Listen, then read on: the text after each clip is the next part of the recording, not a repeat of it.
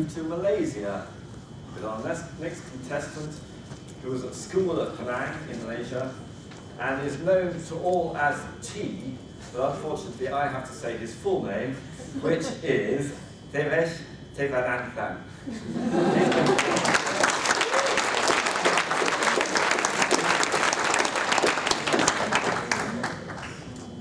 The speech title is This One's for Us.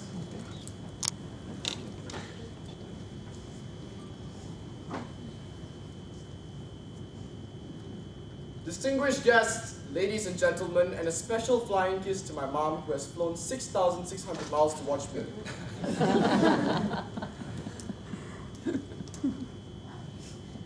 Here's the thing.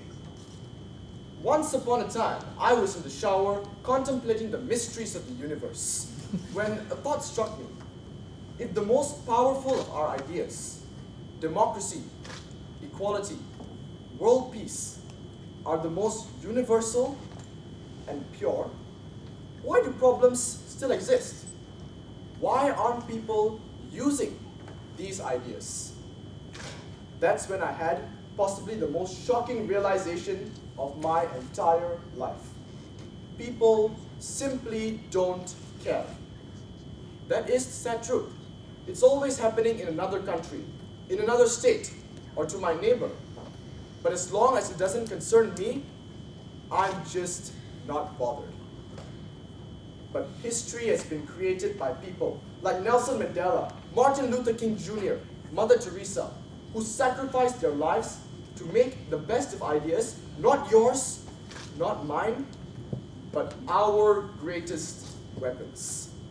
And so today, here's the question. How do we transform ideas from being ideas that no one dares or cares to use into the greatest weapons that we will ever have? The answer? It's about having the incredible courage and infinite selflessness to do it not for you, not for me, but for us. British playwright George Bernard Shaw once said, "It is my opinion that my life belongs to the community, and as long as I live, it is my privilege to do for it whatever I can." How true.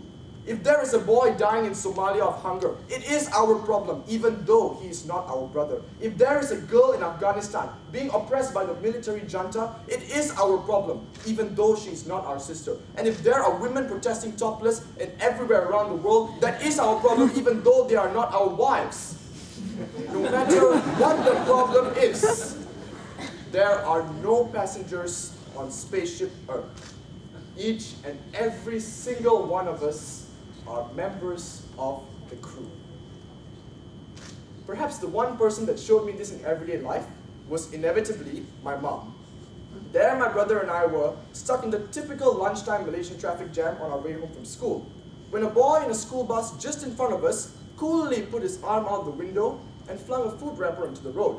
It was a Kit Kat wrapper. I believe he needed a break. Anyway, 100 people in the jam saw the same thing and probably had the same idea.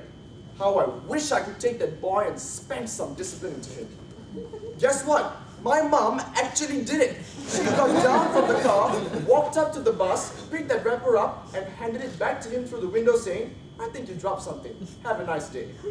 And there my brother and I were going, "Oh God, it just had to be our mom." But that seemingly light-hearted anecdote illustrates a much nobler truth that I seek to share today. That when it comes to the ideas that will become our greatest weapons, very often we have little to gain short-term and often risk a lot when doing so. I mean, look at my mom. The road wasn't named after her. She didn't have to do it. She didn't even get to eat the Kit Kat. But she did it anyway for us. Similarly, when it comes to the ideas that will change the world, when the moment of truth arrives, it will be terrifying. And it's okay to be scared. But it is not okay to let our fear cripple us when there is a world out there that so desperately needs someone to do it for us. Because this is more than just about you or I. This is do or literally die. And all the people need to reach for the sky is one person to lift them up and let them fly. And all of us here today, destined to change the world, can be that one. Ladies and gentlemen, one day, we will all be faced with that choice. To continue being self-centered and study history, or to sacrifice selflessly and courageously and write it. And I understand that many human beings will not make that choice. But I am so privileged and humbled to be standing here today speaking to a crowd of amazing people whom I know will be the ones to change the world and do it for us.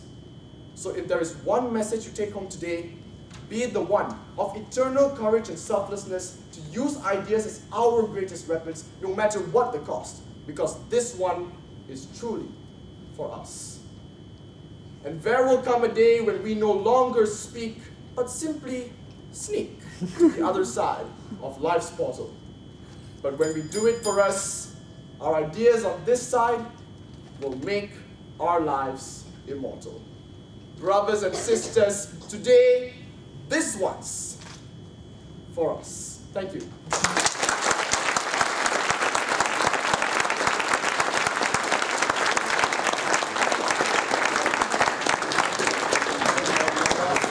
Your last chance, ladies and gentlemen, for questions. Yes.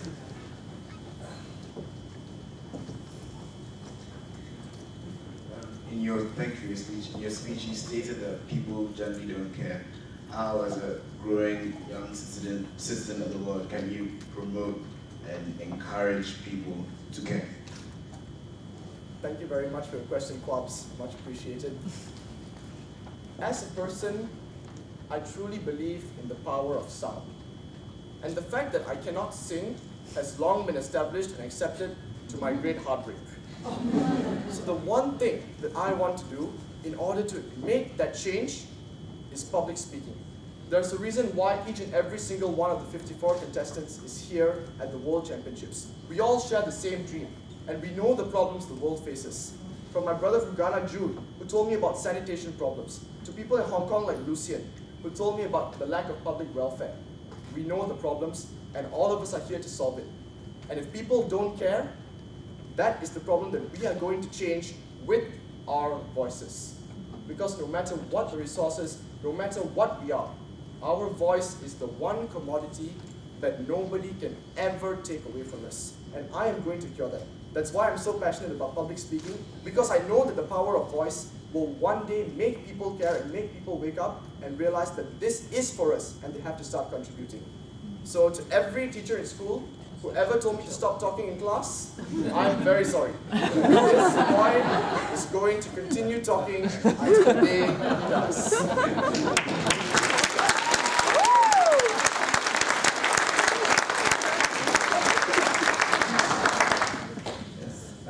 In the third row, please. So, T, your mom really sounds like an amazing woman. but the thing is, some problems aren't just as simple as your mom teaching some discipline to Kim Jambul or Bashar al-Assad, or just telling people that that's an issue. So, how do our ideas work then? What are our ideas doing to solve those kinds of issues? Thank you for your question, Julio. Hola, amigo. Here's the thing. Very often, we try to look for complicated solutions to more complicated problems, but the true beauty of ideas is in the fact that the ideas rooted in the humanity we all share are the ideas that are going to solve those problems, like the ones with Bashar al-Assad or with Kim Jong-un. Let me take the example of Bashar al-Assad. In Syria, when they have conflicts with the Alawite and the Sunnis, it is a huge conflict. But think of it this way.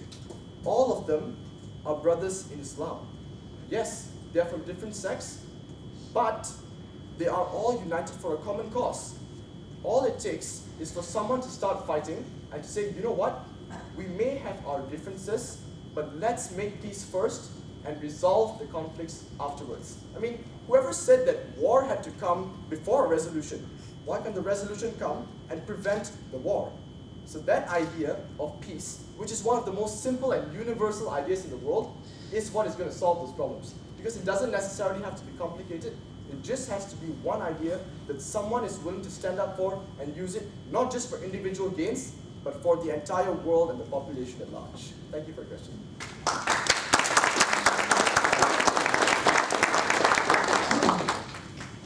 Really, we're out of time, but take just one more. Just one more. Short answer, please. P, I really appreciate you, telling peace about Islam as well. Like brothers, we don't get that much across the world. Thank you so much about that. But do you think that, what would you do to make people come across religion? Like one religion promotes brotherhood, of course. Like should people all over the world do the same? Like, leave religion, believe that the first religion in the world is humanity. What would you do for that? Namaste, Ahmed. Thank you very much for your question.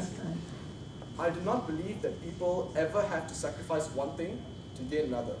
Rather, you do not have to sacrifice religion, you just have to recognize that there are different religions in the world, and that in order to come together, sometimes you have to put aside your beliefs, but there is no reason why you should compromise your principles in order to recognize that feeling within our breast that says, that is another human being, and he is my brother and sister on this planet, and I am not going to continue hurting him because I recognize that humanity.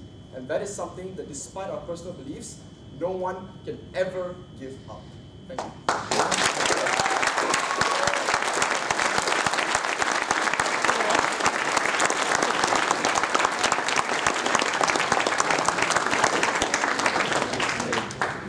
So that concludes our speaking. What we're going to do now, ladies and gentlemen, is let the judges retire and deliberate on their decision for a short while. And we are going to also make up our minds about our audience choice award winner. And what we're going to do is give out slips as you leave for refreshments. And you're going to think very hard and write just one name or country. If you can't manage the name, one name or country.